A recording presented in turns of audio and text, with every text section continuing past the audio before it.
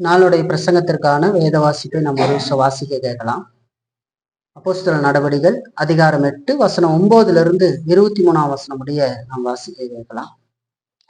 சீமோன் என்று பேர் கொண்ட ஒரு மனுஷன் அந்த பட்டணத்திலே மாய வித்தக்காரனாய் இருந்து தன்னை ஒரு பெரியவன் என்று சொல்லி சமாரியா நாட்டு ஜனங்களை பிரமிக்க பண்ணி கொண்டிருந்தான். தேவனுடைய பெரிதான சக்தி இவன்தான் என்று எண்ணி சிறியோர் பெரியோர் யாவரும் அவனுக்கு செவி கொடுத்து வந்தார்கள். அவன் அநேக காலமாய் தன்னுடைய மாய வித்தைகளினாலே அவர்களை பிரமிக்க பண்ணினதினால் அவனை மதித்து வந்தார்கள். தேவனுடைய ராஜ்யத்துக்கும் இயேசு கிறிஸ்துடைய நாமத்துக்கும் ஏற்றவைகளை குறித்து பிலிப்பு பிரசங்கித்ததை அவர்கள் விசுவாசித்த போது புருஷரும் ஸ்திரீகளும் ஞானஸ்தானம் பெற்றார்கள். அப்பொழுது சீமோனும் விசுவாசித்து ஞானஸ்நானம் பெற்று பிலிப்பை பற்றி கொண்டு அவனால் நடந்த அடையாளங்களையும் பெரிய அற்புதங்களையும் கண்டு பிரமித்தான்.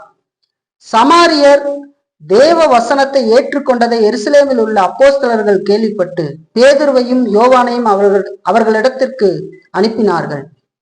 இவர்கள் வந்தபோது அவர்களில் ஒருவனும் பரிசுத்த ஆவியை பெறாமல் கர்த்தராகிய இயேசுவின் நாமத்தினாலே ஞானஸ்நானத்தை மாத்திரம் பெற்றிருந்தவர்களாக கண்டு அவர்கள் பரிசுத்த ஆவியை பெற்றுக்கொள்ளும்படி அவர்களுக்காக ஜெபம் பண்ணி அவர்கள் மேல் கைகளை வைத்தார்கள். அப்பொழுது அவர்கள் பரிசுத்த ஆவியை பெற்றார்கள். அப்போஸ்தலர் தங்கள் கைகளை அவர்கள் மேல் வைத்ததினால் பரிசுத்த ஆவி தந்தரப்படுகிறதை சீமோன் கண்டபோது அவர்களிடத்தில் பணத்தை கொண்டு வந்து, நான் எவன் மேல் என் கையை வைக்கிறேனோ அவன் பரிசுத்த ஆவியை பெறத்தக்கதாக எனக்கும் இந்த அதிகாரத்தை கொடுக்க வேண்டும் என்றான். பேதுரு அவனை நோக்கி, தேவனுடைய வரத்தை பணத்தினாலே சம்பாதித்துக் கொள்ளலாம் என்று நீ நினைத்தபடியால் உன் பணம் உன்னோடே கூட நாசமாய் போக கடவது. உன் இருதயம் தேவனுக்கு முன்பாக செம்மையாய் இராதபடியால் இந்த விஷயத்திலே உனக்கு பங்கும் இல்லை பாகமும் இல்லை. ஆகையால் நீ உன் துர்க்குணத்தை விட்டு மனம் திரும்பி தேவனை நோக்கி வேண்டிக்கொள். ஒருவேளை உன் இருதயத்தின் எண்ணம் உனக்கு மன்னிக்கப்படலாம். நீ கசப்பான பிச்சிலும் பாவக்கட்டிலும் அகப்பட்டிருக்கிறதாக காண்கிறேன் என்றான் என்பதே. ஒரு விஷயம் நாம் இந்நாளுடைய பிரசங்கத்திற்காக கண்களை மூடி தேவனை நோக்கி பார்த்து வச்சிருக்கலாம். பரிசுத்த பிதாவே, தர்மியான பிரசங்க நேரத்திற்காக நாங்கள் வருகிறோம். இப்பொழுதும் நாங்கள் வாசிக்க கேட்ட இந்த வேத பகுதியிலிருந்து இந்த நாளினுடைய சத்தியத்தை நீர் எங்களுக்கு ஆசீர்வதித்து கொடும்.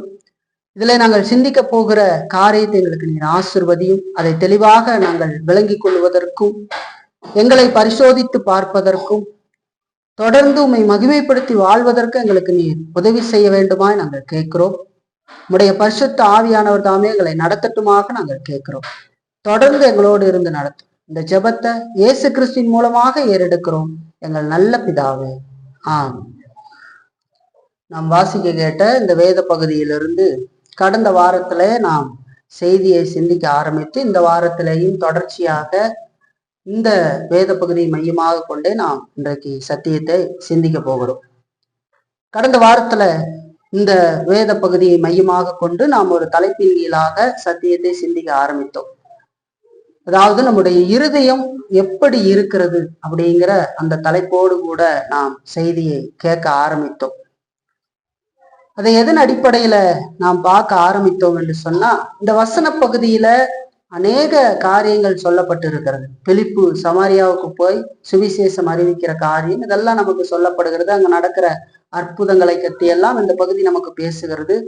யோவானும் பேதுருவும் அங்க வருகிறது. அவர்கள் கையை வைத்து ஜெபிக்கிற பொழுது பரிசுத்த ஆவியானவர் வெளிப்படையாக கொடுக்கப்படுகிறது அடையாளமாக. இதெல்லாம் நம்ம பார்க்கிறோம். இதெல்லாம் நம்ம பார்த்தாலும் நம்முடைய செய்திக்கு ஆதாரமாக நாம் எடுத்துக்கொண்டது அங்கே ஒரு முக்கியமான மனிதனை நமக்கு வேதம் காட்டி கொடுக்கிறது. அவன் பெயர் சீமோன் என்று சொல்லி பார்க்க. அவன் ஒரு மாய வித்தைக்காரனாக இருந்து சமாரியிலே பெரிய வித்தைகள்லாம் செய்து மேஜிக் எல்லாம் பண்ணி அவன் ஒரு பெரிய மனிதனை போல எல்லாராலும் பெரிய சக்தியாக எல்லாராலும் பார்க்கப்பட்டான் என்று சொல்லி பார்க்க. அப்படி அந்த ஜனங்கள் இந்த மாய வித்தக்காரனாகிய சீமோனை மதித்து வந்தார். அந்த நேரத்துல பிலிப்பு அங்கே வந்து சுவிசேஷத்தை சமாரியாவில பிரசங்கிக்கிற பொழுது அதோடு கூட அற்புதங்கள் அங்க நடக்கிற பொழுது அதையெல்லாம் கண்ட ஜனங்கள் இயேசு கிறிஸ்துவை விசுவாசித்து மெய்யாக விசுவாசித்து ரசிக்கப்பட்டு ஞானஸ்தானத்தை பெறுகிறத பார்க்கணும். சரிங்களா? அப்படி பெறுகிற பொழுது அங்கே இருந்த இந்த சீமோனும் ஒரு மாயமான விதத்திலே தன்னை விசுவாசியை போல காட்டி, இயேசுவை விசுவாசிப்பதை போல காட்டி, அதே நேரத்துல அங்க ஞானஸ்தானத்தையும் பெற்றுக்கொள்ளுகிறான் என்று சொல்லி பார்க்கணும். அவன் பெற்றுக்கொண்டு பிலிப்புவை பற்றி கொண்டு தொடர்ந்து இருந்தான் என்று சொல்லி பார்க்கணும். இப்ப சமாரியாவில நடந்த இந்த அருமையான காரியங்கள், சுவிசேஷம் பரம்புகிற விஷயத்தை எருசலேம்ல இருக்கிற சபையார் கேட்கிற பொழுது அதுதான் முதல்ல முக்கியமான சபை. ஏன்னா அப்போஸ்தலர்களைத்தான் கடவுள் தெரிந்து கொண்டிருந்தார், அவர்கள் மூலமா தான் சபை ஸ்தாபிக்கப்படணும். அப்ப பிலிப்பு போய் செய்த காரியம் எருசலேமுக்கு அறிவிக்கப்படுகிறது.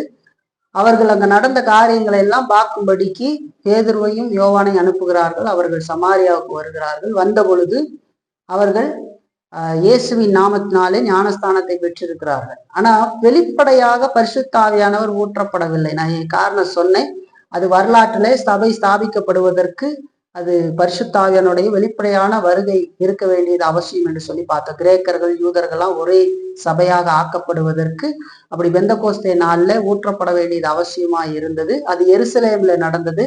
மற்றபடி அதையெல்லாம் சமாரியர்கள் கேள்விப்பட்டிருந்த பொழுதும் சமாரியர்களுக்கு அது தெரியாது. சமாரியர்கள் யார்? ஒரு கலப்பினத்துல வந்தவர்கள் தான் சமாரியர்கள், இல்லைங்களா?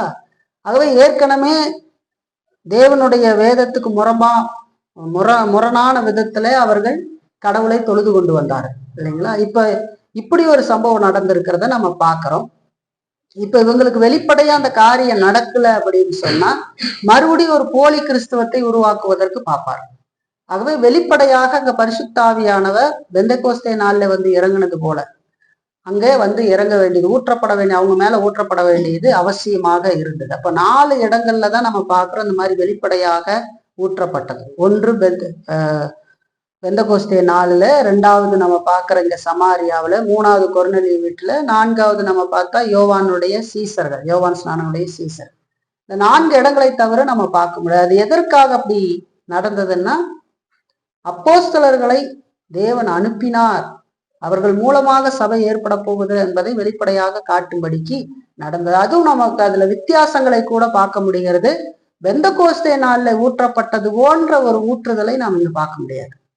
பெந்தகோஸ்தே நாளில் அக்னிமயமான நாவுகள் இதெல்லாம் நமக்கு அது ஒரு அடையாளமா அங்க வர்றதெல்லாம் பார்க்கிறோம், இல்லைங்களா? அந்த மாதிரி காரியங்கள்லாம் கூட நமக்கு இங்க இல்லை, இல்லைங்களா?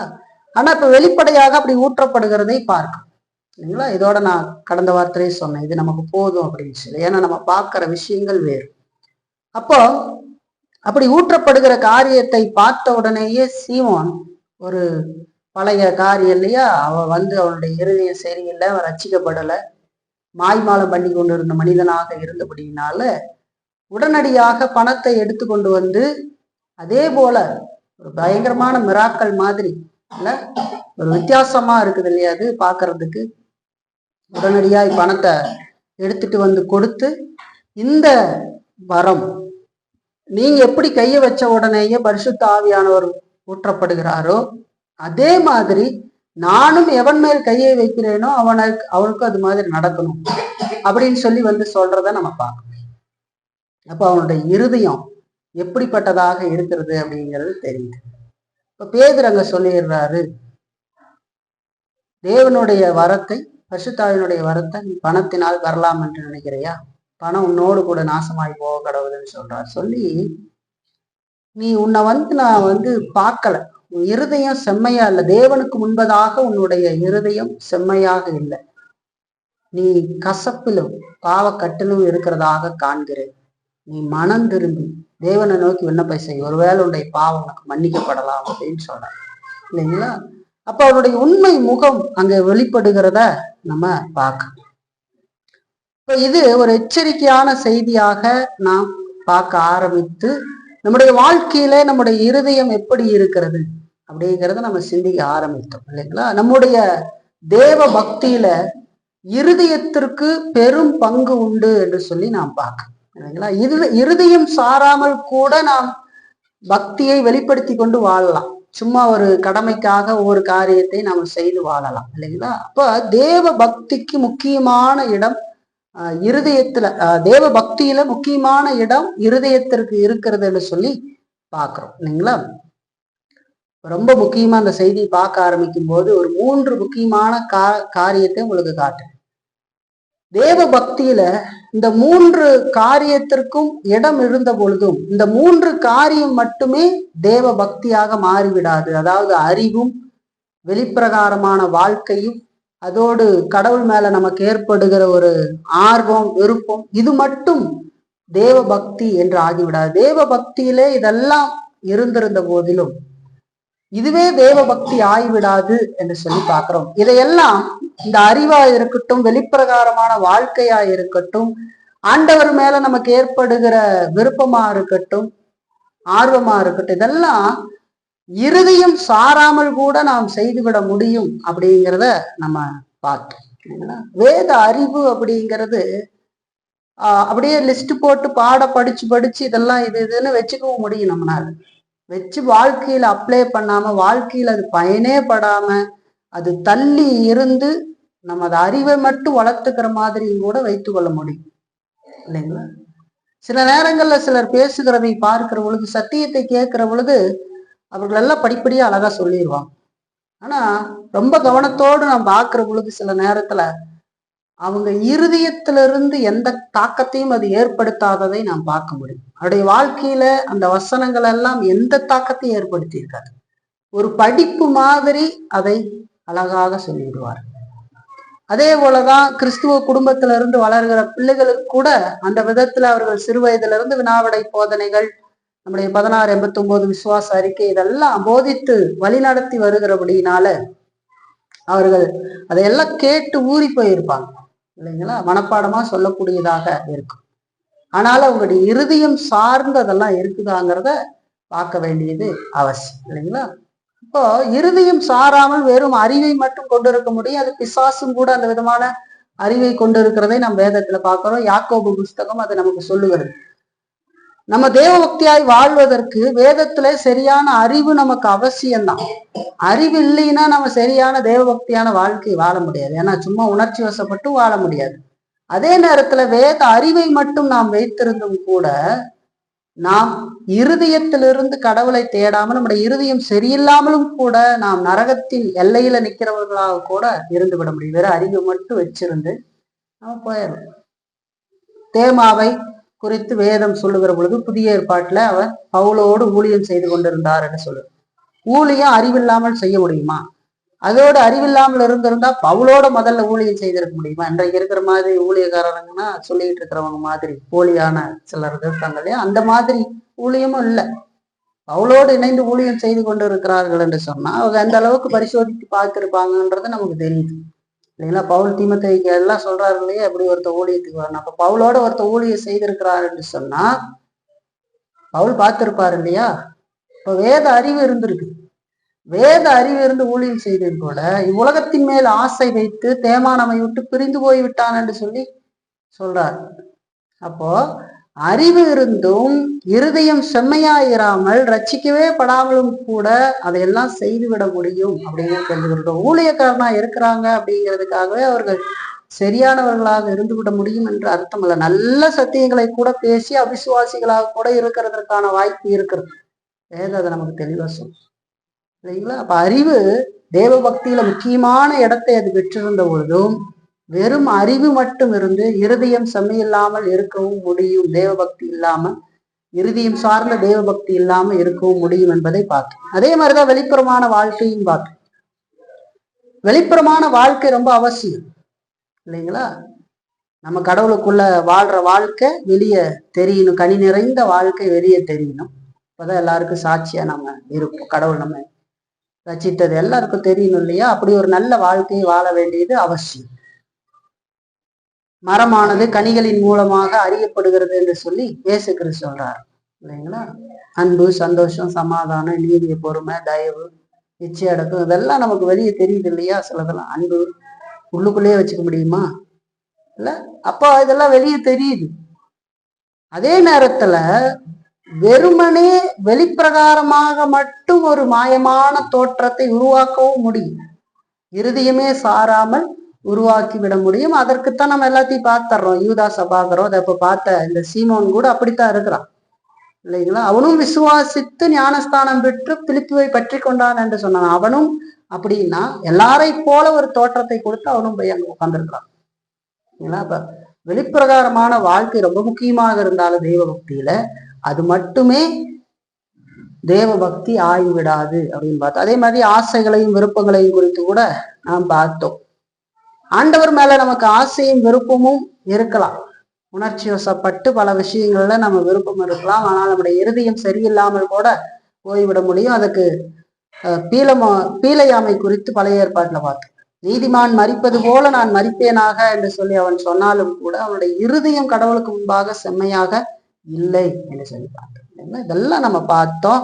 அதுல இருந்து கடந்த வாரத்துல தேவ பக்தியில் இருதயத்துக்கு இருக்கிறதான முக்கியமான இடத்தை நாம் சிந்திக்க ஆரம்பித்தோம் இல்லைங்களா? தேவ பக்தியில், நம்முடைய தேவ பக்தியில இருதயத்துக்கு இருக்கிற முக்கியமான இடம் அதை நம்ம பார்க்க ஆரம்பித்து நம்முடைய ஆத்மாவின் நிலையை பொறுத்துதான் நம்முடைய ஆத்மாவின் நிலை நம்முடைய இருதயத்தை பொறுத்ததா இருக்கிறது என்று சொல்லி பார்க்க. இருதயம் எப்படி இருக்கிறத பொறுத்துதான் நம்முடைய ஆத்மா எப்படி இருக்குது, ரட்சிக்கப்பட்டிருக்குதா இல்லையான்றதை அறிஞ்சிக்க முடியும்னு சொல்லி பார்த்தோம். நம்முடைய இருதயத்தை தான் தேவன் விசேஷமாக கவனிக்கிறார் என்று சொல்லி பார்த்தோம். அதோடு தேவன் மனிதனிடம் தமக்கு கொடுக்கும்படி கேட்கிற முதலாவது காரியம் அவனுடைய இருதயம் என்று சொல்லி நாம் பார்த்தோம் இல்லைங்களா? இதையெல்லாம் கடந்த வாரத்துல நாம் பார்த்தோம். இன்றைக்கு அதை தொடர்ந்து இந்த பகுதியில நாம் என்ன பார்க்க போறோம்னா, தேவனுடைய பார்வையில் செம்மையாக இல்லாத இருதயம் எப்படி இருக்கும்? ஒரு ஒழுங்கில்ல தேவனுடைய பார்வையில சரியில்லாத இருதயம் எப்படி இருக்கும்? அங்க சீமானை குறிச்சு சொல்லும் போது பேதுரு சொல்றாரு, உன் இருதயம் தேவனுக்கு முன்பாக செம்மையாக இல்லை அப்படின்னு சொல்றாரு. இப்ப தேவனுடைய பார்வையில செம்மையா இல்லாத இருதயம் எப்படி இருக்கும் அப்படிங்கிறத நம்ம இன்னைக்கு பார்ப்போம் சரிங்களா? அடுத்த வாரம் தேவனுடைய பார்வையில செம்மையா இருக்கிற இருதயம் எப்படி இருக்கும் அப்படிங்கிறத பார்ப்போம். இன்னைக்கு செம்மையா இல்லாத இருதயம் எப்படி இருக்குதுன்னு பார்ப்போம். அடுத்த வாரத்தில் உண்மையாய் ரட்சிக்கப்பட்டு தேவனுக்கு முன்பாக செம்மையாய் இருக்கிற இருதயம் எப்படி இருக்கும் அப்படிங்கிறத சிந்திக்கலாம். இருதயத்துல 2 வகை மாத்திரம்தான் இருக்குது. பல வகை இல்லை, 2 வகை தான் இருக்கு. ஒண்ணு சரியானது, இன்னொன்னு தவறானது. 2 வகை மட்டும்தான் இருக்கு. அந்த தவறான இருதயம் எப்படி இருக்கிறது அப்படிங்கிறது தான் நாம இன்னைக்கு பார்க்க போறோம் இல்லைங்களா? நாம எல்லாருமே பிறப்பிலிருந்தே இந்த தவறான இருதயத்தை உடையவர்களாக நாம் பிறந்திருக்கிறோம் என்று சொல்லி பார்க்க. எந்த இருதயமும் சுபாவத்தின்படி சரியானது இல்லை. இந்த உலகத்துல பிறக்கிற பொழுது இயற்கையாக அங்க பிறந்து வருகிற அந்த மனிதனுடைய இருதயம் சரியானது இல்லை என்று சொல்லி பார்க்கங்களா? இப்ப நாம் அடிப்படையிலேயே நல்ல இருதயம் உடையவர்கள் அல்ல அப்படி சொல்லுகிற போலி போதனைகள் இருக்கிறது. அதோடு கூட உலக மனிதர்களும் அந்த விதமான எண்ணங்களை கொண்டிருக்கிறார்கள் இல்லைங்களா? போலி போதனைய நம்ம பார்த்தோம் அப்படின்னு சொன்னா 5ஆம் நூற்றாண்டுல பெலிஜியனிச போதனை அப்படி சொல்லுகிறது. மனிதன் பிறக்கிற பொழுது பாவம் இல்லாமல் வருகிறான், அவனுடைய அந்த பாவம் அவனுடைய இல்லைன்னு சொல்லுது இல்லைங்களா? அப்படி நாம் பிறப்பதில்லை என்று சொல்லி பார்க்கிறோம். நம்ம இடத்துல அந்த விதமான நல்ல இருதயத்தோடு நாம் பிறக்கவில்லை அப்படின்னு வேதம் சொல்லுது. ஏன்னா நம்ம பிறக்கிற பொழுதே ஆதாம் செய்த பாவத்தின் ஊடாக நாம் பாவத்தை சுமந்தவர்களாகவே இந்த உலகத்துல கெட்ட இருதயத்தை கொண்டவர்களாகவே நாம் இந்த உலகத்துல வந்து பிறக்கிறோம் என்று சொல்லி பார்க்கணும். இந்த உலகத்துல பிறக்கிற ஒவ்வொருவரும் தவறான இருதயத்தை கொண்டவர்களாக, தேவனுக்கு முன்பாக செம்மையில்லாத இருதயத்தை கொண்டவர்களாகவே வந்து பிறக்கிறார்கள் என்று சொல்லி பார்க்கிறோம். அப்போ ஒரு மனிதன் இந்த உலகத்துல பிறந்ததிலிருந்து அவனுடைய வாழ்க்கையில ஆவியானவர் கிரியை செய்து அவனுடைய இருதயத்தை மாற்றுகிற வரைக்கும் அவனுடைய இருதயம் செம்மையானதாக இல்லை என்று சொல்லி பார்க்கணும். ஆவியானவர் அவனுடைய மாற்றத்தை கொண்டு வர வேண்டும், புதிய இருதயத்தை அவனுக்கு கொடுக்க வேண்டும். அது வரைக்கும் அவனுடைய இருதயம் செம்மையானதாக இருக்காது. அது தேவனுக்கு எதிரான காரியத்தை செய்கிறதாகவே இருக்கும் என்று சொல்லி பார்க்கணும். இருதயத்தை குறிச்சு இந்த சுபாவத்தின்படியான, அதாவது இந்த உலகத்துல பிறக்கிற பொழுது ஆதாமின் பாவத்துக்குள்ளாக பிறக்கிற இந்த மனிதனுடைய இருதயத்தை குறித்து வேதம் என்னெல்லாம் சொல்லுகிறது அப்படிங்கிறத ஒரு சில வசன பகுதியின் மூலமாக நாம் பார்க்கிறோம். முதலாவது எரேமியா 17:9 பாருங்க. எல்லாவற்றை பார்க்கிலும் இருதயமே திருக்குள்ளதும் மகா கேடுள்ளதுமாய் இருக்கிறது, அதை அறியத்தக்கவன் யார் என்று சொல்லி சொல்றத பார்க்க. எல்லாவற்றை பார்க்கலும் இருதயம் திருக்குள்ளதா மகா கேடுள்ளதாக இருக்கிறது என்று சொல்லி வேதம் நமக்கு இங்க சொல்றத நம்ம பார்க்க. அதே போல ஆதியாகமத்துல 6ஆம் அதிகாரம் 5ஆம் வசனம் பாருங்க. 6ஆம் அதிகாரத்துல 5ஆம் வசனம் பார்த்தா, மனுஷனுடைய அக்கிரமம் பூமியிலே பெருகினது என்றும் அவன் இருதயத்தின் நினைவுகளின் தோற்றமெல்லாம் நித்தமும் பொல்லாததே என்றும் கர்த்தர் கண்டு என்று சொல்லி பார்க்க. இந்த பகுதி எதை காட்டுகிறது அப்படின்னு சொன்னா, நோவாவினுடைய காலம் இல்லைங்களா. அந்த காலத்துல இப்ப மனிதர்கள் பெருகி பாவம் உலகத்துல பயங்கரமாக பெருகின பொழுது ஆண்டவர் சொன்ன வார்த்தையை தான் இங்க நம்ம பார்க்கணும் இல்லைங்களா. ஏற்கனவே பாவம் இந்த உலகத்துல இருக்கிறது இல்ல. ஆதாமுக்குள்ளாக அவர் பாவம் செய்ததுக்கு பின்னாடி பிறக்கிற ஜெனரேஷன் எல்லாம் பாவிகளாக பிறந்து பாவம் செய்கிறார்கள். இங்க நம்ம இந்த வசனம் தொடங்குகிற பொழுதே தேவகுமாரர் மனுஷகுமாரத்திகளோடு, அதாவது தேவ பிள்ளைகள் உலக ரட்சிக்கப்படாத மனிதர்களோடு இணைக்கப்படுகிறதை நாம் பார்க்கிறோம். அப்படி மோசமான காரியங்கள் அங்க நடந்து பாவம் பெருகுகிறது. அப்போ தேவன் மனிதர்களை அழிக்கிறதற்கு சித்தம் கொள்கிறார் இல்லைங்களா. அந்த பூமியை இருக்கிற எல்லாத்தையும் நிக்கிரகம் பண்றாரு, ஒரு அழிவு வருகிறது. அப்ப ஆண்டவர் சொல்ற வார்த்தை தான் இது, மனுஷனுடைய அக்கிரமம் பூமியில பெருகினது என்றும் அவன் இருதயத்து நினைவுகளின் தோற்றமெல்லாம் நித்தமும் பொல்லாததே என்று. இருதயத்தின் நினைவுகளின் தோற்றம் அது அவனுடைய பிறப்புல இருந்தே பொல்லாததாக இருக்கிறது என்று சொல்லி ஆண்டவர் சொல்றான். அதனாலதான் பாவம், அவன் அந்த அளவுக்கு பாவம் செய்கிறான், தேவனுக்கு எதிராக போகிறான், தேவனுடைய காரியத்தை செய்வதில் ஒரு காரியத்துல ஈடுபடுவதில்லை. இதெல்லாம் நம்ம பார்க்கறது அதுக்கு காரணம் அதுதான். வேதம் சொல்லுது, அவன் இருதயத்தினுடைய நினைவுகளின் தோற்றம் எல்லாம் நித்தமும் பொல்லாதது என்று சொல்லி சொல்ற. அதே போல பிரசங்கி பாருங்க 9ஆம் அதிகாரத்துல 3ஆம் வசனம், எல்லாருக்கும் ஒரே விதமாய் சம்பவிக்கிறது, சூரியனுக்கு கீழே நடக்கிறது எல்லாவற்றிலும் விசேஷித்த தீங்காம். ஆதலால் மனுபுத்திரரின் இருதயம் தீமையினால் நிறைந்திருக்கிறது. அவர்கள் உயிரோடு இருக்கும் நாளளவும் அவர்கள் இருதயம் பைத்தியம் கொண்டிருந்து பின்பு அவர்கள் செத்தவர்களிடத்திற்கு போகிறார்கள் என்று சொல்லி இங்க சொல்றத பார்க்க. இங்க பிரசங்கி சொல்லுகிற பொழுது மனுபுத்திரனின் இருதயம் தீமையினால் நிறைந்திருக்கிறது என்று சொல்லி சொல்றாங்க. இந்த உலகத்துல பிறக்கிற ஒவ்வொரு மனிதனும் தீமையான இருதயத்தை, கெட்ட இருதயத்தை, தேவனுக்கு எதிராய் போகிற இருதயத்தை கொண்டவனாக இந்த உலகத்துல பிறக்கிறான் என்று சொல்லி சொல்லுகிறது. அதே போல இயேசு கிறிஸ்து சொல்ற வார்த்தை பாருங்க, மார்க்ல 7ஆம் அதிகாரம் 21 23 வரைக்கும். எப்படி எனில் மனுஷருடைய இருதயத்திற்குள் இருந்து பொல்லாத சிந்தனைகளும் விபச்சாரங்களும் வேசித்தனங்களும் கொலைபாதகங்களும் களவுகளும் பொருளாசைகளும் துஷ்டத்தனங்களும் கபடும் காமவிகாரமும் வன்கண்ணும் தூஷணமும் பெருமையும் மதிகேடும் புறப்பட்டு வரும். பொல்லாங்கானவைகளாகிய இவைகள் எல்லாம் உள்ளத்திலிருந்து புறப்பட்டு மனுஷனை தீட்டுப்படுத்தும் என்றார் என்று சொல்றார். இருதயம் எப்படிப்பட்டதுங்கிறத இயேசு கிறிஸ்து சொல்றார். பொல்லாத சிந்தனை, விபச்சாரம், வேசித்தனம், கொலை, களவு, திருட்டு, பொருளாசை இல்ல பாருங்க, வன்கண்ணு, தூசணம், பெருமை, மதிகேடு எல்லாமே புறப்பட்டு வருகிற ஒரு ஊற்றாக இருப்பது இருதயம் என்று சொல்லிப்பாங்க.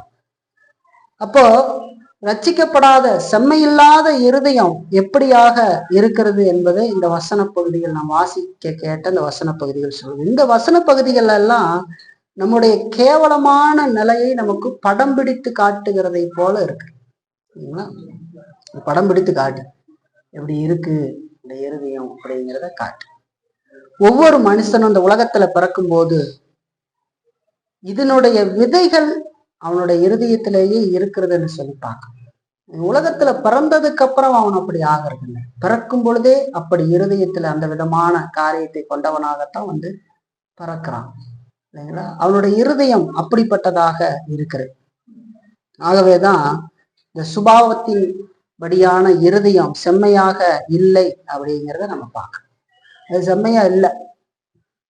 செம்மையா இல்லாத இருதயத்தினுடைய பொதுவான அடையாளம் இருக்குது. அதாவது தேவன் மாற்றாத அந்த விதமான இருதயத்தை குறித்ததான பொதுவான அடையாளம் வேதத்துல இருக்குதா அப்படின்னு ஒரு கேள்வி கேட்டா, பரிசுத்த ஆவியானவர் அந்த இருதயத்தை பற்றி ஒரு உருவகத்தின் மூலமாக நமக்கு சொல்லி இருக்கிறார். அந்த இருதயம் எப்படிப்பட்டது? செம்மையில்லாத இருதயம், அதாவது தேவனால் மாற்றப்படாத இருதயத்தை குறித்து பரிசுத்த ஆவியானவர் வேதத்துல ஒரு உருவ வார்த்தையை நமக்கு பயன்படுத்தி வெளிப்படுத்தி காட்டி இருக்கிறார். அந்த உருவ வார்த்தையை நம்ம பார்க்கலாம். அந்த உருவ வார்த்தையின் அடிப்படையில தான் இன்றைக்கு நம்ம சில காரியங்களை சிந்திக்க போகணும். பாருங்க, எசேக்கியேல் 11ஆம் அதிகாரத்துல 19ஆம் வசனம். அவர்கள் என் கட்டளைகளின்படி நடந்து என் நியாயங்களை கைக்கொண்டு அவைகளின்படி செய்ய நான் அவர்களுக்கு ஏக இருதயத்தை தந்து அவர்கள் உள்ளத்தில் புதிய ஆவியை கொடுத்து கல்லான இருதயத்தை அவர்கள் மாமிசத்திலிருந்து எடுத்து போட்டு சதையான இருதயத்தை அவர்களுக்கு அருளுவேன் என்று சொல்லி சொல்றார். ரட்சிக்கப்படுகிற பொழுது என்ன நடக்கிறது என்று சொல்லி பேசுகிற பொழுது, இங்கே அந்த இருதயம் ரட்சிக்கப்படுவதற்கு முன்பாக எப்படி இருக்கிறது என்பதை காட்டுவதற்கு பரிசுத்த ஆவியானவர் ஒரு உருவ வார்த்தையை பயன்படுத்துகிறார். என்ன உருவ வார்த்தை அப்படின்னு சொன்னா, கல்லான இருதயத்தை மனிதன் கொண்டிருக்கிறான் என்று சொல்லி சொல்லப்படுது. இல்லைங்களா? ரட்சிக்கப்படாத மனிதனுடைய இருதயம் அது கல்லான இருதயத்தை போல, அந்த உருவத்தை பரிசுத்த ஆவியானவர் காரணத்தோடு பயன்படுத்தி இருக்கிறார். இல்லைங்களா? அப்ப அந்த கல்லான இருதயத்தை குறித்து ஒரு 4 காரியங்களை இன்னைக்கு நம்ம சிந்திக்க போறோம். அதன் அடிப்படையில இந்த செம்மையா இல்லாத இருதயம் எப்படி இருக்கும், தேவனுக்கு முன்பாக அது எப்படி இருக்கிறது அப்படிங்கிறத நம்ம பார்த்து, நம்முடைய வாழ்க்கையில நம்முடைய இருதயம் செம்மையாக இருக்கிறதா, கடவுளுக்கு முன்பாக செம்மையாக இருக்கிறதா, அல்லது செம்மை இல்லாமல் இருக்கிறதா அப்படிங்கிறத நம்ம பரிசோதித்து பார்க்க போறோம். ஒருவேளை நாம் ரட்சிக்கப்பட்டு புது இருதயம் நமக்கு கிடைத்திருந்த போதிலும் நாம் எப்பொழுதும் நீதியான காரியத்தை மட்டுமே செய்வோம் என்று இல்லை. நம்மில் தொடர்ந்து பாவம் இருக்கிறபடியினாலே நாம் சில நேரங்கள்ல பாவத்திலையும் நாம் விழுந்து விடுகிறோம். திரும்ப ஆண்டவருடைய கிருபையினால் எழுந்து நாம் தொடர்ந்து பரிசுத்த பாதையில போகிறோம். அது ஒரு புறம் இருக்குது, இல்லைங்களா? ஆனா இந்த செம்மையாய் இல்லாத இருதயம் அப்படிங்கிறது அது எப்படிப்பட்டது? ரட்சிக்கப்பட்டவனுடைய இருதயம் இப்படி சில காரியங்கள்ல தவறினாலும் அது எப்படிப்பட்டதாக இயங்கும் அப்படிங்கிறது நமக்கு தெரியும், இல்லைங்களா? அதுக்கு நல்லா தெரியும், ஆண்டவரை பற்றி தெரியும், ஆண்டவருடைய காரியத்தை பற்றி தெரியும், ஆண்டவரோடு வாழ வேண்டும், நாம் செய்கிறது தவறு, மனம் திரும்ப வேண்டும் என்கிறதை எல்லாம் தெளிவாக தெரிந்து அறிந்து அதை நோக்கி பயணப்படும். அதற்காக வேதனைப்படும், தன்னுடைய தவறுகளுக்காக வேதனைப்படும். இல்ல, ஒரு சில நேரங்கள்ல அந்த இருதயம் செத்ததை போன்ற நமக்கு தோற்றம் அளிச்சாலும் கூட அது எப்பொழுதும் செத்ததை போல இருந்து விடாது. ஏன்னா பரிசுத்த ஆவியானவர் உதவி அவர்களை நடத்துவார், இல்லைங்களா? ஆனா செம்மையா இல்லாத இருதயம் அப்படி அல்ல, அது ரட்சிக்கப்படாத இறுதி, இல்லைங்களா?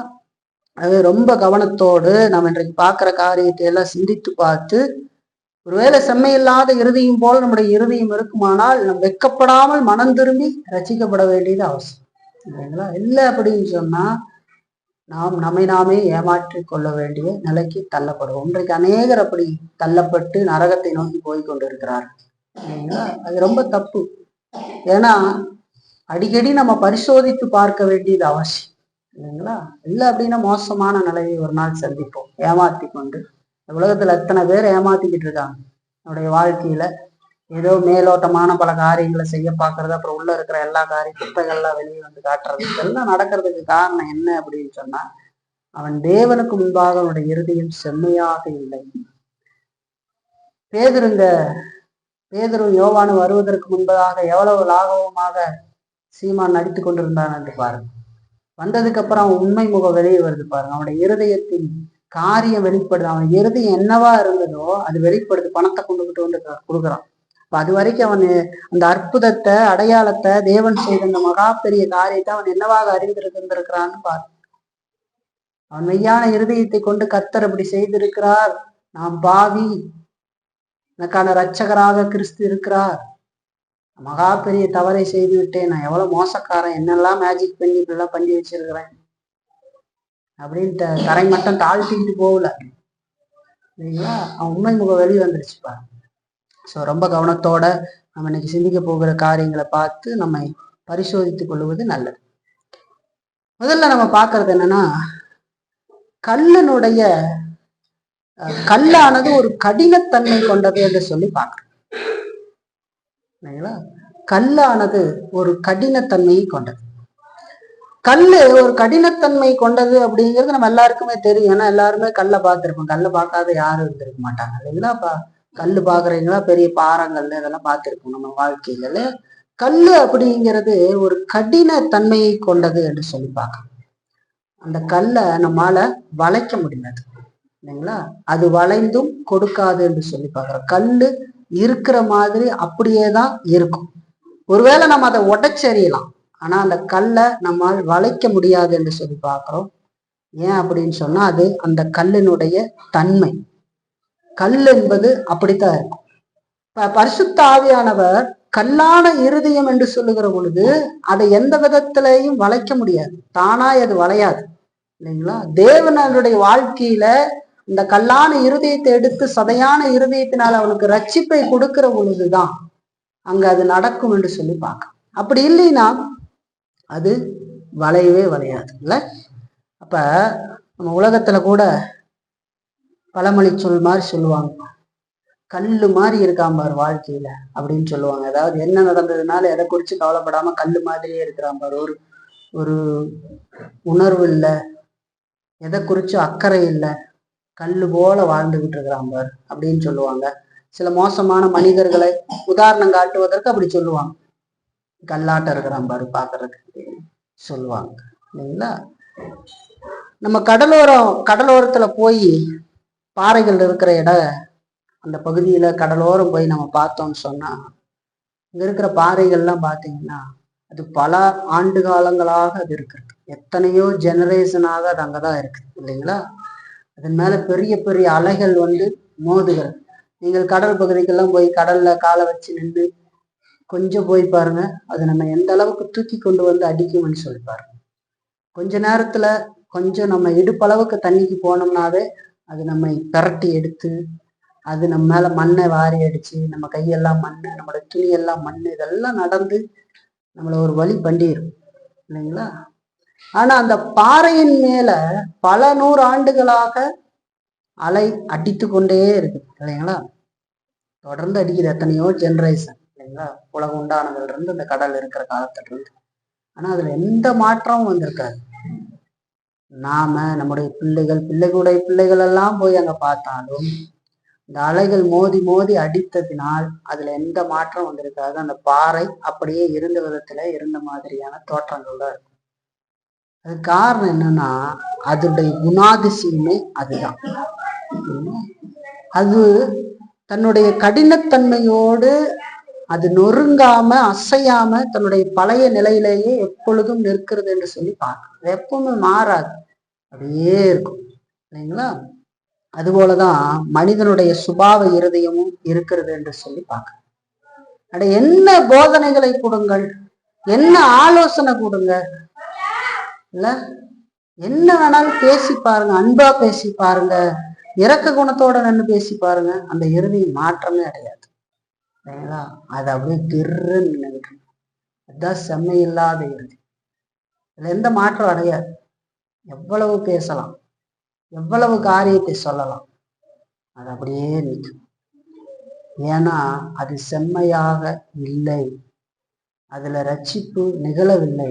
இந்த கல்லான இருதயம் மாற்றப்பட்டு அங்கே சதையான இருதயம் வைக்கப்படவில்லை.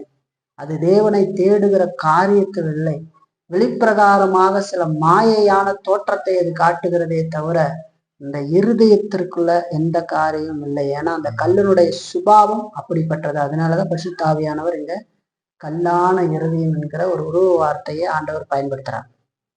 தேவன் இந்த மனிதனிடத்துல அவனோட இருதயத்தை மாற்றுகிற வரைக்கும், பரிசுத்த ஆவியின் மூலமாக மாற்றுகிற வரைக்கும் அதுல எந்த அசைவையும் நீங்கள் பார்க்க முடியாது.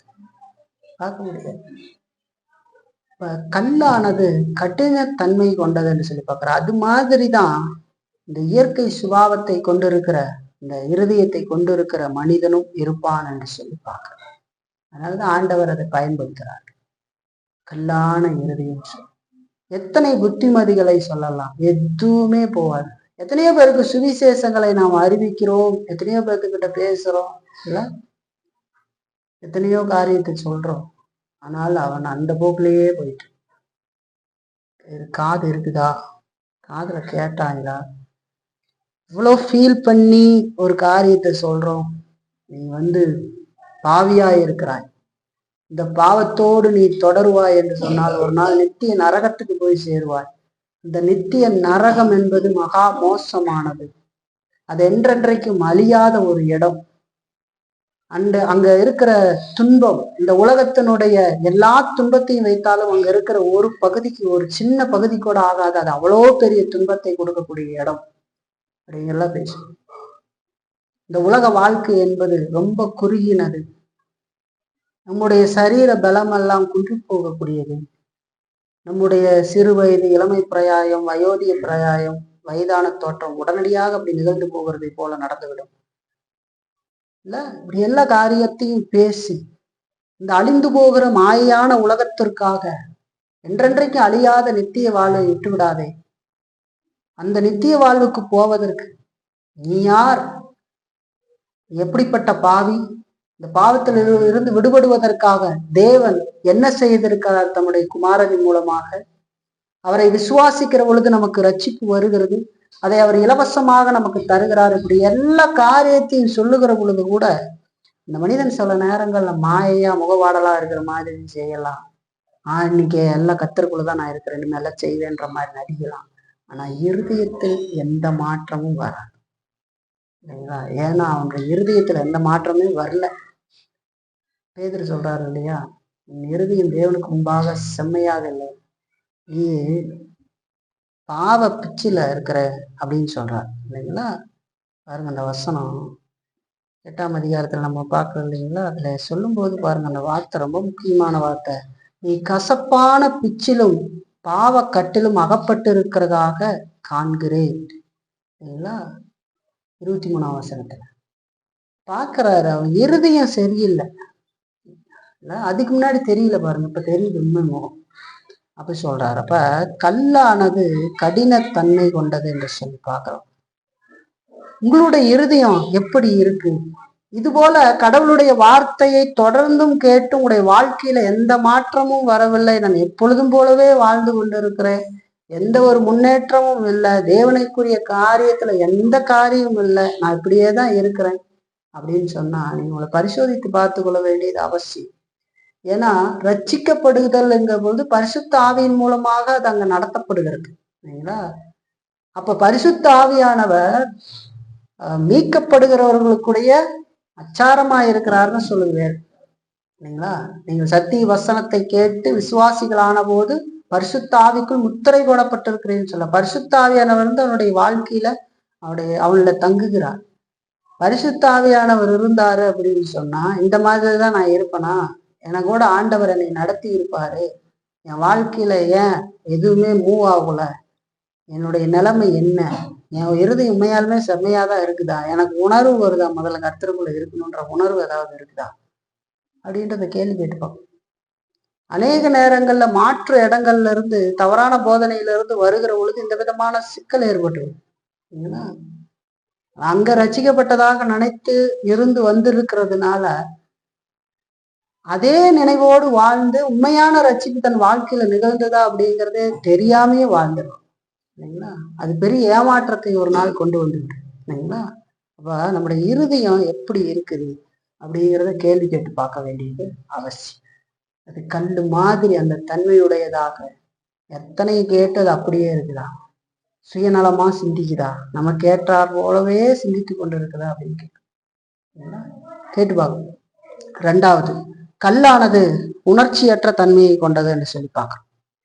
நீங்க ஒரு கல்லை தொட்டு பாருங்களேன், அதுல எந்த உணர்ச்சியும் இல்லாததை பார்க்க முடியும். மனுஷனை நம்மளை தொட்டோம் அப்படின்னு சொன்னா நமக்கு உணர்ச்சி இருக்கிறது தெரியும், நம்ம ஒண்ணு தொடுறோம், அங்க உணர்ச்சியை நம்ம பார்க்க முடியும். ஆனா கல்லை தொட்டீங்க அப்படின்னு சொன்னா அதுல உணர்ச்சி இருப்பதை நீங்கள் பார்க்க முடியவே முடியாது. அது கல்லு மாதிரி இருக்கும், தொட்டா எந்த உணர்வையும் ஃபீல் பண்ண முடியாது, அது கல்லு. மனுஷனை தொட்டா நமக்கு உணர்வு இருக்கும், அனல் அடிக்கும், இல்லைங்களா? கையை வச்சா தெரியும் நமக்கு. ஆனா பாறையை பொறுத்தளவுக்கு, கல்லை பொறுத்தளவுக்கு அது மாதிரி இருக்காது இல்லைங்களா? அது காரணம் என்னன்னா, அது உணர்ச்சியற்ற தன்மையை கொண்டது என்று சொல்லி பார்க்கிறோம். அது போலதான் மனிதனுடைய சுபாவ இருதயம் இருக்கிறது என்று சொல்லி பார்க்கிறோம். அது ஆவிக்குரிய உணர்ச்சிகளை முற்றிலுமாக இழந்து போயிருக்கிறது என்று சொல்லி பார்க்கிறோம்.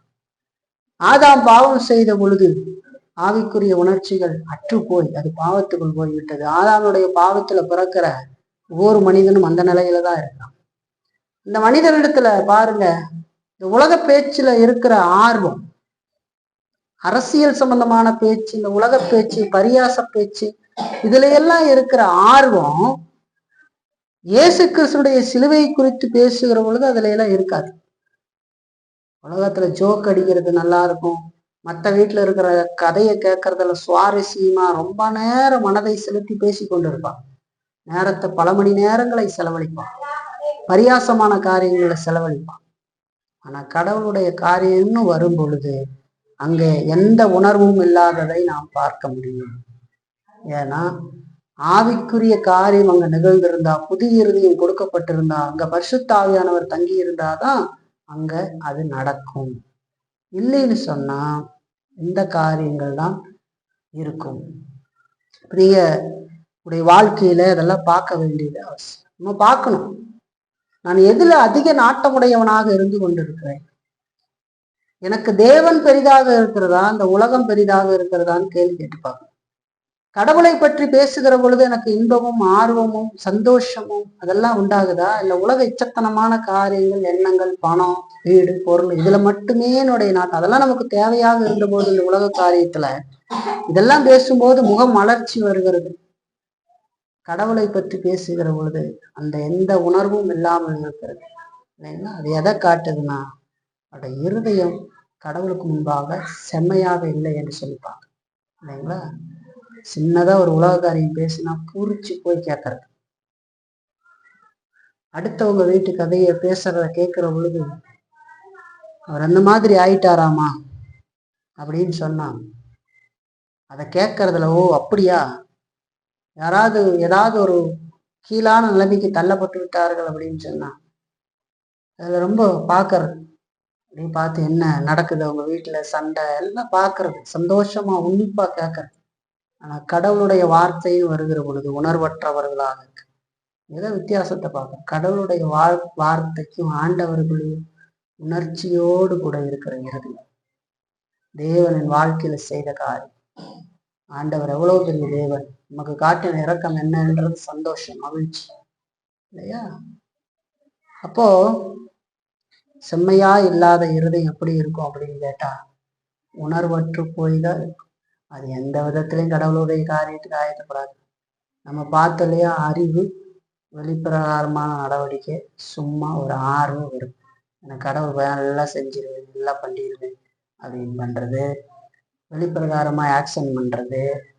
அறிவு வசனத்தெல்லாம் கேட்ட உடனே சொல்லிடுறது, பரிசுத்தமா இருக்கிறதுனா என்ன, கிறிஸ்துவ வாழ்க்கைனா என்ன அப்படிலாம் சொல்லிடுறது.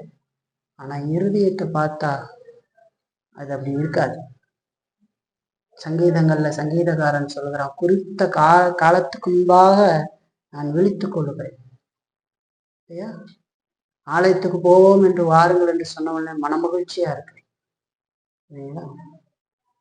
ஆலயத்துக்கு வர்றதுன்றது நம்முடைய விருப்பம், ஆண்டவரை நம்ம ஆராதிக்கணும்னு வரும்.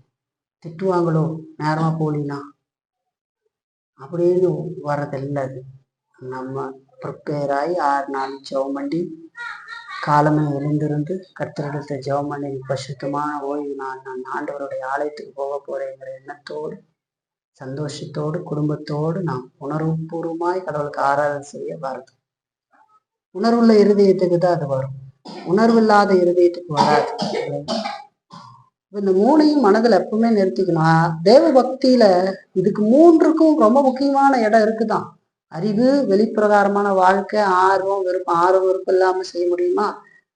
ஆனா வெளிப்பிரகாரமா எனக்கு ஆர்வம் இருக்குன்னு ஆண்டவர் வார்த்தை கொடுக்கும்போது அதெல்லாம் கேட்காம, செவி கொடுத்து கூட கேட்காம உட்காந்துட்டு பேசிக்கிட்டு போயிட்டா அது ஆர்வம். அதுக்கு பேர் மாய் மாடம். இப்ப கல்லானது உணர்ச்சியற்ற தன்மையை கொண்டது என்று சொல்லி பார்க்கிறோம். நம்முடைய இறுதி எப்படி இருக்கு, உங்களுடைய இறுதி எப்படி இருக்குது கேள்வி கேட்டு பாருங்க. இந்த மாதிரி உணர்ச்சியற்ற நிலையில இருக்கா, கேள்வி கேட்டு பார்க்கணும். இந்த பரிசுத்த ஆவியானவர் இருந்தாருன்னா எல்லாம் செய்வாரு, ஏன் இல்லை? அவ கேட்டு பேதுரு சீமானுக்கு சொன்ன விஷயம்தான் சரிங்களா. என்ன சொல்றாரு, மனம் திரும்புன்னு சொல்றாரு. ஆகையால் நீ உன் துர்க்குணத்தை விட்டு மனம் திரும்பி தேவனை வேண்டிக்கொள் என்று சொல்லி தேவனை நோக்கி நம்ம இருதயத்தை காட்டி, ஆண்டவரே என்னுடைய ரட்சிப்பு சரியானதா, நான் ரட்சிக்கப்பட்டிருக்கிறேனா, என்னை நானே ஏமாத்திக்க கூடாது. என்னங்கன்னா தேவனுடைய அன்பை பார்த்து ஆண்டவருடைய பரிசுத்தத்தை பார்க்க மறுக்கிறது மாதிரி ஒரு ஆபத்து வேற எதுவுமே இல்லை. அது ஆண்டவருடைய காரியத்துக்கு முரணானது, ஆண்டவரை பார்க்கிற விஷயத்திலேயே முரணானது. இருதயத்தை அப்படியே அமுத்தி வைத்து கொள்ள பார்க்கறது. தப்பு செஞ்சா கடவுள் மன்னிச்சிருவாரு. கடவுள் மன்னிக்கிறது மட்டும் வேலை இல்லை ஆண்டவருக்கு. அது பேர் மாயுமானம், திருட்டுத்தனம்னு சொல்லுவாங்க. அது இல்லை. கடவுள் நம்மை பாவத்திலிருந்து விடுதலை செய்ய வேண்டும், நம்மை பரிசுத்தத்துல வளர செய்கிற காரியத்தை செய்யறாரு. அவர் எப்பொழுதும் நம்முடைய பாவத்திலிருந்து நம்மை மன்னிக்கிறதுலயே திருப்தி கொண்டிருக்கிறார். நம்ம சுயேட்சையின்படி நினைச்சுக்க கூடாது. அவர் நம்மளை தொடர்ந்து பாவத்திலிருந்து விடுதலை செய்கிறார். ஒவ்வொரு காரியத்துல இருந்தும் தொடர்ந்து நம்மளை பாவம் இருக்கு, அது நம்மளை தீண்டுது, எல்லாம் ஜெயிச்சு பரிசுத்தத்துல குமாரனுடைய சாயலுக்கு ஒப்பாக நாம் மறுரூபமா ஆக்கப்பட்டு போயிட்டு இருக்கிறோம். அவர் நம்முடைய பாவத்தை மன்னிக்கிறதுலயே திருப்தி அடைஞ்சுக்கிட்டு இருக்கிற மாதிரி நினைச்சுக்கிட்டு எல்லா தப்பையும் செஞ்சுட்டு அன்பு மூடிவிடும், ஆண்டவர் மன்னித்து விடுவார் அப்படின்னு ஏமாத்திக்கிட்டு போறதில்ல கிறிஸ்துவ வாழ்க்கை. ரொம்ப கவனத்தோட இருக்கும். ஆண்டவரை பார்க்கிற விஷயத்துல அது முரண். ஆண்டவர் அன்பு நிறைந்தவர் அப்படின்னா அதே நேரத்துல அவர் பரிசுத்தத்தை எதிர்பார்க்கிற நீதி நிறைந்த கர்த்தர் அப்படிங்கிறதை நம்ம மறக்கக்கூடாது. நம்முடைய இருதயம் எப்படி இருக்குது அப்படின்னு கேள்வி கேட்டுக்கோம். 2வது கல்லானது உணர்ச்சியற்றது என்று சொல்லிட்டாங்க. 3வது கல்லானது கனி கொடுக்கக்கூடிய இந்த தன்மை இல்லாத ஒரு தரிசு நிலம் போன்றது என்று சொல்லி பார்க்கணும். கல்லானது கனி கொடுக்கும் தன்மையற்ற தரிசு நிலம் போன்றது. கல்லான இடத்துல நம்மால எதையுமே விளைவிக்க முடியாது அப்படிங்கிறது நமக்கு தெரியும். ஒரு பயிரை போட்டு கல்லா இருக்கிற இடத்துல போட்டு அதுல இருந்து எந்த பெனிஃபிட்டையும் நம்ம எடுக்க முடியாது. பாறையான இடத்துல கோதுமையோ அரிசியோ அறுவடையும் நம்மளால செய்ய முடியாது. கல் இருக்கிற இடத்துல விதை விதைத்தால் அது பலன் தராதுங்கிறத ஊமையின் மூலமா இயேசு கிறிஸ்து நமக்கு அருமையா சொல்றாரு இல்லைங்களா. கற்பாறையின் இடத்தில் விதைக்கப்பட்டவர் போல சிலர் இருக்கிறாங்க, இருதயம் இருக்குதுன்னு ஆண்டவர் சொல்றாங்க. அது என்ன நடக்குது, வேர் விட ஆரம்பிக்கும் போது அது மேல வளராது, சூரியன் மேல ஏறும்போது அது தீந்து போய் விடுகிறது. அப்போ பாறையான இடங்கள்ல கோதுமையும் அரிசியும் அறுவடை செய்ய முடியாது என்று சொல்லிப்பாங்க. கொஞ்சம் தரை குறைவான இடமா இருக்கிற இடத்த கூட பொறுமையோடு கூடிய கடின உழைப்பு, கொஞ்சம் பணம் செலவழிக்கிறது, இதையெல்லாம் நம்ம வைத்து அந்த இடத்துல ஓரளவுக்கு விளைச்சலை கொண்டு வர முடியும் இல்லைங்களா. இது மோசமான இடம் மாதிரி இருக்கிற இடத்துல கூட கடின உழைப்பும் கொஞ்சம் பணமெல்லாம் செலவழிச்சு தண்ணி எல்லாம் வச்சு ரொம்ப உழைச்சி எல்லாம் பண்ணி அதுக்கு கொண்டு வர முடியும். ஆனா கற்பாறையின் நிலத்துல ஒருபோது விளைச்சலை நாம் பெற முடியாது என்று சொல்லிப்பாங்க. தெரிஞ்சுக்கணும் இல்லைங்களா. மனுஷனுடைய அந்த சுபாவ இருதயம் அந்த கற்பாறையான நிலம் போன்றது. அதுல என்ன கடின உழைப்பை செய்யலாம், என்ன காரியத்தை வேணாலும் செய்யலாம், அது அசையாத கல்லு மாதிரியே தான் இருக்காது, எந்த மாற்றமும் வராது. தேவன் உடைய வாழ்க்கையில கிரியை செய்ய வரைக்கும் எந்த காரியம் இருக்காது. அந்த விதமான இருதயத்துல மனம் திரும்புதல், விசுவாசம், அன்பு, தேவ பயம், பரிசுத்தம், தாழ்மை, இப்படி எந்த கனியையும் பார்க்க முடியாது. மாய்மாலத்தை தவிர வேற எதையும் பார்க்கணும். கல்லு மாதிரி இருப்பான் இல்லைங்களா, அப்படியேதான் இருப்பான், எதுவும் பார்க்க முடியாது. அப்ப தேவன் அந்த இருதயத்தை உடைச்சு நொறுக்கி ஒரு புதிய சுபாவத்தை உருவாக்கினாலே தவிர தேவனை மகிமைப்படுத்துகிற விதமான எந்த கனியையும் அந்த இருதயத்துல பார்க்க முடியாது. ஆண்டவரை உடைச்சு நொறுக்குகிறார். ரட்சிக்கப்படுகிற பொழுது அவனுக்கு புது இருதயத்தை கொடுக்கிறார். புது இருதயம் இருக்கிறவனாலதான் கடவுளுக்கு பிரியமான காரியத்தில் வாழ முடியும். அதனால ரொம்ப கவனத்தோடு நம்முடைய இருதயம் எப்படி இருக்கிறது, கனி கொடுக்கக்கூடியதாக இருக்கிறதா நம்முடைய வாழ்க்கையில, மனம் திரும்புதல் இருக்கா நம்ம வாழ்க்கையில, விசுவாசம் இருக்குதா, அன்பு இருக்குதா, தேவன் மேல் நமக்கு பயம் இருக்குதா, பரிசுத்தத்தை குறித்ததான காரியம் இருக்குதா, தாழ்வு இருக்கா. இப்ப பார்த்த எல்லாத்தையும் மாய்மாலமா செய்யலாம், உண்மையா அது இருக்குதா அப்படிங்கிறத நம்ம பார்க்கணும். போலி மனம் திரும்புதலை குறித்து தாமஸ் வாட்சன் அழகாக சொல்லி இருக்கிறார். அது என்ன மனம் திரும்புதல், போலி மனம். இப்ப பார்த்தீங்களே சீமோன் பண்ணது போலி மனம் திரும்புதல், போலி விசுவாசம், ஏமாத்து வேலை. ஆனா உண்மையான மனம் திரும்புதலும் விசுவாசமும் அன்பும் தேவ பயம் பரிசுத்தமும் தாழ்மையும் புது இருதயம் உள்ள ரட்சிக்கப்பட்ட இருதயத்தை கிட்ட மட்டுமே இருக்கும் என்று சொல்லி பார்க்கணும் இல்லைங்களா. இப்போ தேவன் அந்த இருதயத்தை உடைத்து நொறுக்கி அதுல புதிய சுபாவத்தை உருவாக்கினாலே தவிர அதுல தேவனை மையப்படுத்துகிறதான எந்த கனியையும் பார்க்க முடியாது என்று சொல்லி பார்க்கிறோம் இல்லைங்களா. உடைய இருதயம் எப்படி இருக்கிறது அப்படிங்கிற கேள்வி கேட்டு பார்க்க வேண்டியது அவசியம் இல்லைங்களா. அது கணிக்க கொடுக்குற நிலைமையில இருக்குதா, செம்மையா இருக்குதா அப்படின்னு கேட்டு பார்க்க வேண்டியது அவசியம். லாஸ்டா பார்க்கலாம், கல்லுக்கு உயிர் இல்லை என்று சொல்லி பார்க்கலாம். கல்லுடைய தன்மையில நம்ம பார்க்கறது, கல்லுக்கு உயிர் கிடையாது. அது பார்க்காது, கேட்காது, அசையாது. பரலோக மகிமையை அதன் இடத்துல நான் காட்டுனா அது மகிழ்ச்சி அடையாது என்று சொல்லி பார்க்கணும் இல்லைங்களா. கல்லு பார்க்குமா, கேட்குமா, அசையுமா, அசையாது. அது மாதிரி இந்த சுபாவம் இருதயத்தை கொண்ட மனிதன் தேவனுடைய காரியத்தை எதையும் குறித்து அறிய மாட்டான். பரலோக மகிமை அது இடத்துல காட்டினா அவன் மகிழ்ச்சி அடைய மாட்டான்.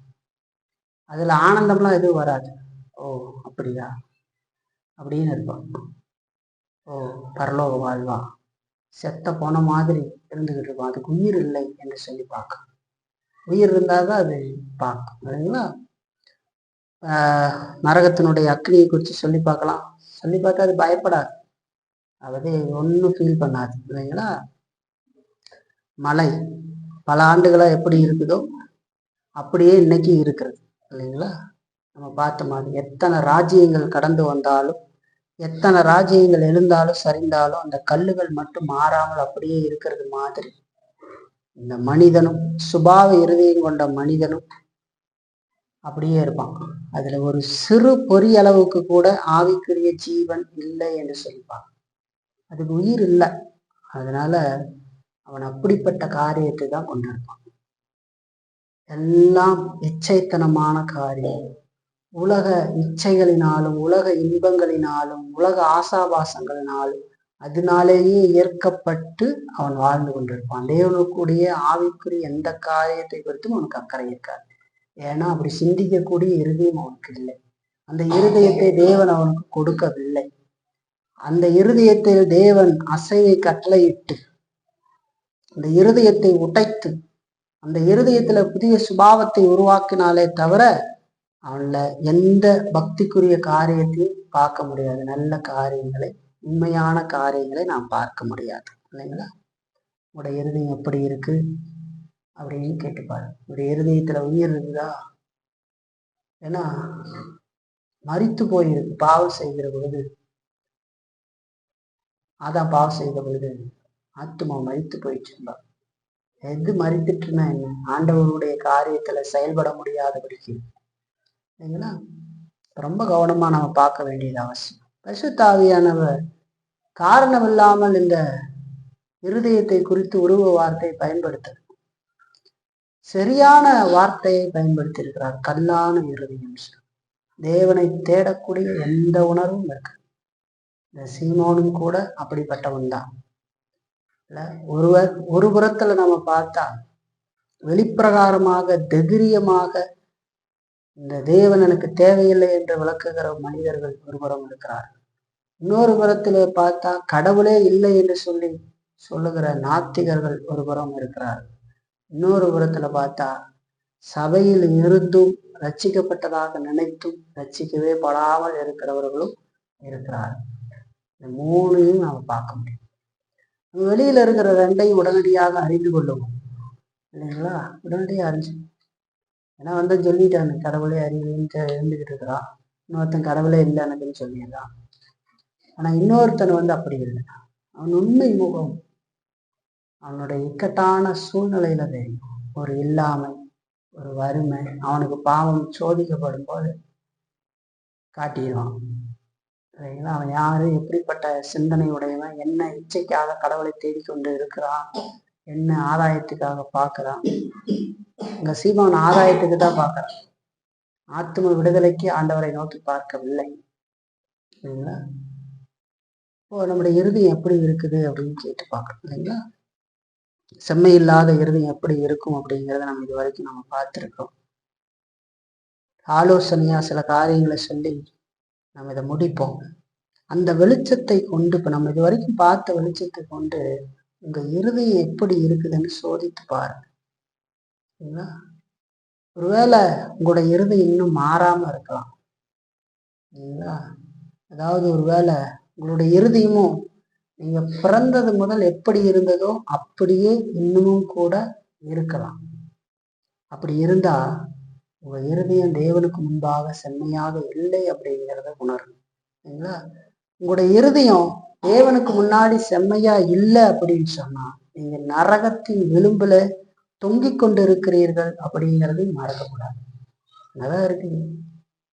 நித்திய நரகத்திற்கும் உங்களுக்கு ஒரு படி தான் வித்தியாசம். ஒரு வடி வச்சீங்கன்னா அங்க போக போறீங்க. மரித்தீர்களானா போயிடுவீங்க. மரணம் சம்பவித்ததுன்னா இதே நிலையில தொடர்ந்துகிட்டு இருந்தீங்கன்னா நரகத்துக்கு தான் போய் சேருவோம். அதனால ரொம்ப கவனத்தோடு இதை பரிசோதித்து பார்ப்பது நல்லது. யூதாஸ் மாதிரி இப்படி வாழ்ந்து யூதாஸ் எப்படி கடைசியாக போனாலும் அது மாதிரி போய்விடக்கூடாது. சரிங்களா? பரிசோதித்து பார்க்க வேண்டியது அவசியம். இன்னைக்கு ஒரு நேரம் சத்தியத்தை கேட்டு அந்த சத்தியத்தை எல்லாம் கேட்டு என்னோட இருதயம் அப்படி செம்மையா இருக்கிற மாதிரி எனக்கு தெரியல, அதை மாத்திக்கணும்னு நான் விரும்புறேன் அப்படின்னு சொன்னா அதுக்கு ஆண்டவர் கொடுக்கிற மிகப்பெரிய ஒரு காரியம் என்ன அப்படின்னு சொன்னா இயேசு கிறிஸ்து இடத்துல நம்ம மாத்திக்கணும்னு விரும்புனா நம்ம இயேசு கிறிஸ்து இடத்துல தான் வரும். இயேசு இடத்துல வந்து நம்முடைய இருதயத்தை ஆண்டவருக்கு முன்னாடி காட்டி, அந்த இருதயம் செம்மையா இல்லை, இப்போ பிரியமானதா இல்லை, இன்றைக்கு வார்த்தையெல்லாம் கேட்டோம், என்னுடைய இருதயம் அது மாதிரி இருக்குது, எனக்கு ரட்சிப்பை கொடுங்க அப்படின்னு சொல்லி ஆண்டவர்கிட்ட கேட்பீங்க அப்படின்னு சொன்னா ஆண்டவர் நிச்சயம் ரட்சிப்பு கொடுப்பார். ஏன்னா தன்னிடத்துல வருகிற ஒருவனையும் அவர் புறம்பே தள்ளுவது இல்லை. ஆனா வருகிற நாம் என்ன நினைவோடு என்ன விதமான எண்ணத்தோடு வருகிறோம். ஒரு நேரம் கேட்ட சத்தியங்கள் பாதிச்சிருந்தா அந்த நினைவோடு வருகிற பொழுது ஆண்டவருடைய பாவத்தை மன்னிச்சு உங்களுக்கு புது இருதயத்தையும் கொடுப்பார். இந்த புது இருதயத்தின் மூலமா தான் கடவுளை தேட முடியும். சரிங்களா? அப்படி செய்யுங்க. அதே நேரத்துல ரட்சிக்கப்பட்டு இருந்தும் தொடர்ந்து கடவுளுக்கு பிரியமில்லாத வாழ்க்கை வாழ்ந்துகிட்டு இருந்தா அது எந்த அளவுக்கு தவறுன்னு பாருங்க. ஆண்டவர் நமக்கு எப்படிப்பட்ட ஆசீர்வாதத்தை கொடுத்திருக்கிறார். ஆகவே நம்ம தொடர்ந்து ஆண்டவருக்கு முன்னாடி நம்மளை தாழ்த்தி தொடர்ந்து பரிசுத்தத்துல வளரணும். இருதயபூர்வமாக தேவனை பின்பற்ற வேண்டும் அப்படிங்கிற எண்ணம் வேணும். ஆண்டவர் இருதயத்தை பார்க்கிறாரு இல்லைங்களா? மனுஷ முகத்தை பார்க்கிறார், கடவுளோ இருதயத்தை பார்க்கிறார். நம்ம வெளிப்பிரகாரமா செய்கிற விஷயங்கள் மூலமாக நம் மனிதர்களுக்கு முன்பதாக ஒரு அறிவாளியை போல அறிவு இருக்கிற மாதிரி பார்த்த வேத வசனங்களை எல்லாம் பேச ஆரம்பிச்சா, சத்தியங்கள்லாம் பேசி சொல்லாச்சு, பரவாயில்லையே நல்லா சத்தியம் தெரியுது உங்களுக்கு அப்படின்னு சொல்லலாம். நல்லா அவங்கள விட நல்லா சத்தியத்தை சொல்றாங்களே, நல்லா இருக்கிறாங்க, நிறைய அறிவு இருக்கு அப்படின்னு சொல்லலாம். சில வெளிப்பிரகாரமாக பார்க்கும்போது நல்ல தாழ்மையோட வந்து அமர்ந்து போய்கிட்டு இருந்தா பரவாயில்ல, இந்த தாழ்மை ரொம்ப நம்மகிட்ட இல்லையே, ரொம்ப தாழ்மையா இருக்கிற மாதிரி தெரியுதுன்னு சொல்லலாம். சிலர் கேட்கறதுல ஆர்வத்தோட அப்படியே முகபாவனையெல்லாம் செஞ்சுக்கிட்டு இருக்கிறதெல்லாம் பார்த்தா ரொம்ப கடவுளுக்குள்ள ஆர்வமா இருக்கிறதுன்னு சொல்லலாம். இதெல்லாம் இருதயமே இல்லாமல் கூட செய்து முடியும் இந்த விதமான கடவுளை பின்பற்றப்படுகிறது.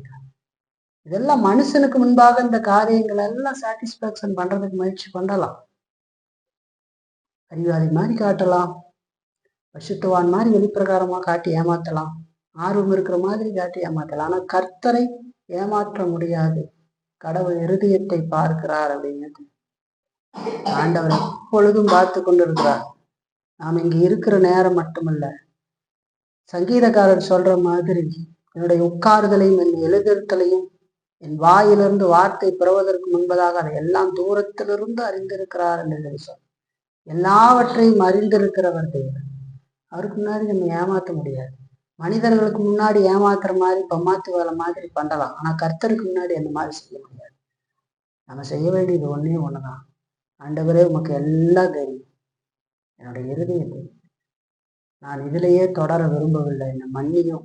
நான் தொடர்ந்து பரிசுத்தமா வாழ்றதுக்கு தான் நீங்க அழைச்சிருக்கிறீங்க, நீங்க அசுத்தத்திற்கு அழைக்கல. எனக்கு உதவி செய்யும், இந்த நிலையிலிருந்து நான் மேல வரணும் அப்படிங்கிறத உணர்ந்து எங்கெல்லாம் தப்பு செஞ்சோமோ அந்த தப்பையெல்லாம் உணர்ந்து மனம் திரும்பி ஆண்டவர்கிட்ட அறிக்கை செய்து தொடர்ந்து அதை செய்யாதபடிக்கு ஆண்டோடைய உதவியை நாடி முன்னாடி போக வேண்டியது அவசியம் இல்லைங்களா? அப்படி செய்யாம ஒரு வேலை இருந்துகிட்டு இருந்தோம்னு சொன்னா காலம் போக போக அந்த எல்லைக்கு வருகிற பொழுது உண்மையாதான் நம்ம ரசிக்கப்பட்டிருக்குமான கேள்வி ஒரு நாள் நரகத்துக்கு போக வேண்டிய நிலைமை வரும். இதுதான் காலம் இல்ல? இன்றைக்கு மனம் திரும்பி விசுவாசித்து தொடர்ந்து பரிசுத்த வாழ்க்கையில வளர்வோம். கர்த்தர் நம்மை நடத்துவார்.